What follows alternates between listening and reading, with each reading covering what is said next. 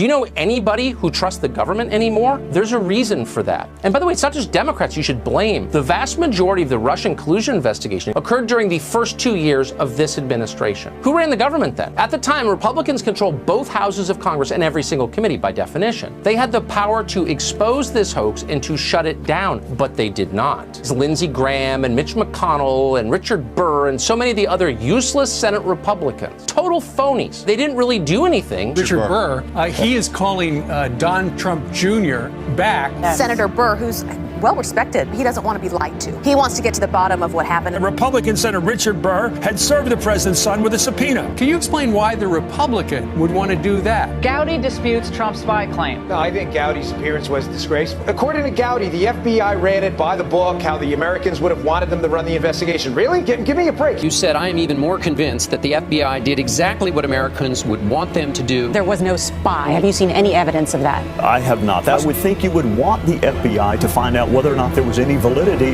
to what those people were saying. The FBI did exactly what my fellow citizens would want them to do. He says the FBI did exactly what we should want them to do. The number one question I get asked from Americans is why no one has gone to jail and been held accountable. It was Paul Ryan and Trey Gowdy that wouldn't give us that subpoena power. We didn't send out a single subpoena, not one. I supported the Mueller investigation because I didn't know.